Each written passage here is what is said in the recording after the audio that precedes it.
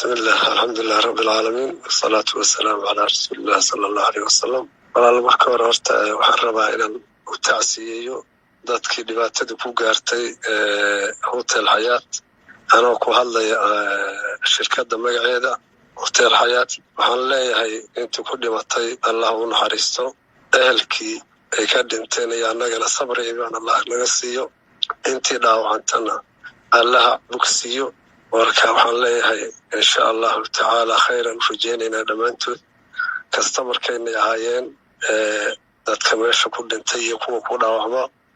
warka oo taasiyadina fursadan aad sidoo qaaliga waxaan kaloo rabaa inaan u mahad celiyo dadka Soomaaliyeed oo amba yimid ama telefoonka dibadda iyo gudaha igu soo wacay oo mahad celinaya xanuunka ay nala qaybsadeen iyo dhibaatada. waxaan leeyahay jazaakumullahu khayran. warka aad iyo aad mahadsantiin dhamaantiin, waa nala xanuunsateen. ilaahay jannada firdawsa ay kugu bedelo, waana mahadsantiin.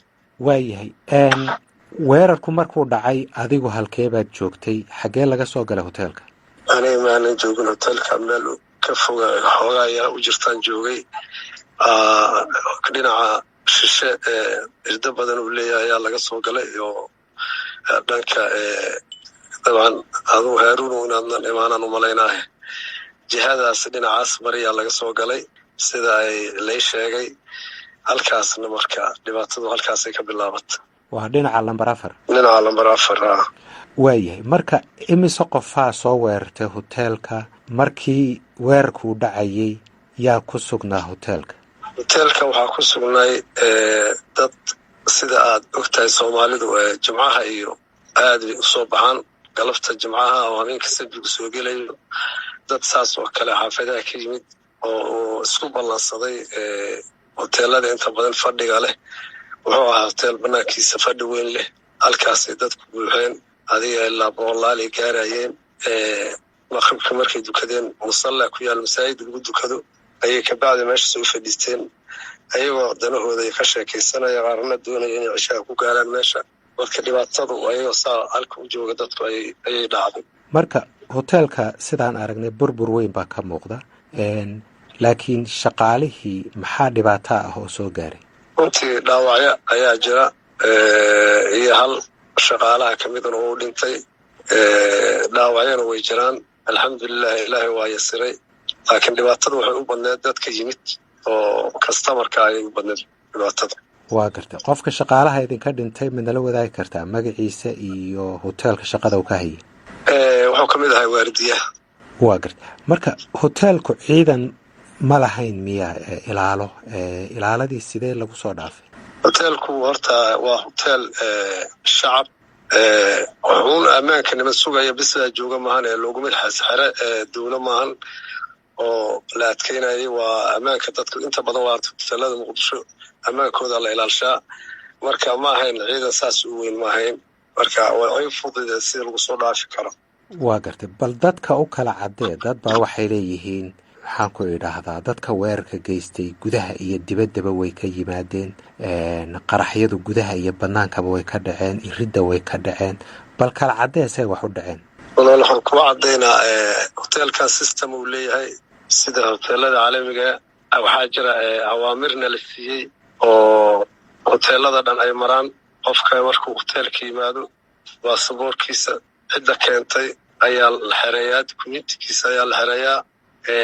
layskama dejiyo qof aan dukumiinti laga xerayn.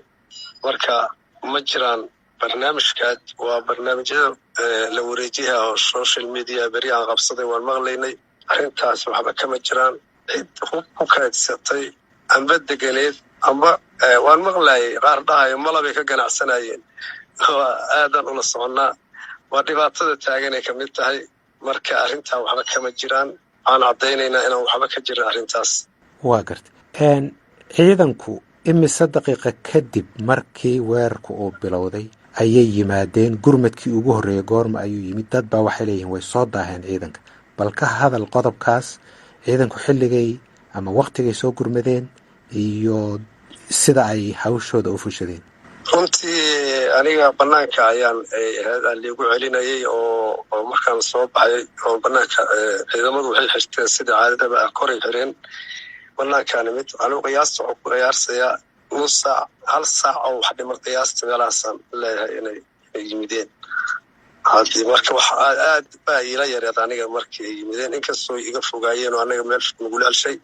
hadii qiyaastii dad meesha ku jira way ii sheegeen hal saac ka bacdi ayay qiyaasayeen. marka saasay ahayd. marka weerarku markuu dhacay oo 7 fiidnimo xilliga muqdisho meelahaas ahayd, hal saac kadib bay yimaadeen ciidanku, sidaas miya? borobiya saas lay sheegay. anigana waa qiyaasa, inkastoo xaaladdu iska kacsaneed oo saacadaha aan la fiirinayn oo dee qof dadku waad garan kartaa xaaladdu markay saas tahay oo waxyaalaha saacadda meeqa saac iyo waxaas ugu xisaabtamay. waa gartay. marka muddo badan bay haysteen nimanka weerarka soo qaaday, dhibaato badan ay ku geysteen ama ku geysan kareen? wallaahi muddo badan baa jirtay.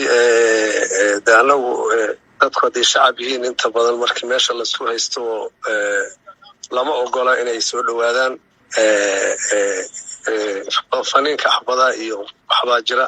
marka horta dad badan baa ka badbaaday. marka saacado badan way haysteen. dhibaato dhaqaalaa dhacday. hoteelkii gebi ahaanba wuu burburay. saacadaha dheer waxay keeneen hoteelka inuu burburo. waxyaalaha la adeegsanayay oo aad u cuslaay iyo mararka qaar aan isleenahay xoogaa sidaas waa saayiday ahayd. marka arrin waxaa dhacday oo aad maaragtay u culus oo looga soo kaba karin xitaa muddo 2 sana dhibaatada hoteelka u dhacday. haddaad fiirido waa ka bilow meeshii marka hore laga bilaabay. marka arrintaasna arrin aad culus oo na soo gaarto waa ka shirkad ahaan. qodobka kale aan rabay inaan ku weydiiyo waxa weeyaan, ma waxaa jira wax gaar ah oo isleedihiin hoteelkiina waa loo bartilmaameedsaday, mise waxaad aaminsan tihiin inuu ka mid ahaa hoteelada faraha badan ee la weeraray? maya, annaga wax gaara oo bartilmaameed oon anaga isla ogna ma jirto. waxaan anaga isla ogna hoteel shacabku nool yahay oo dad ganacsatada ka timid Adiyaala Kuure, Bakaaraha iyo magaalada ay yimaadaan ayuu ahay.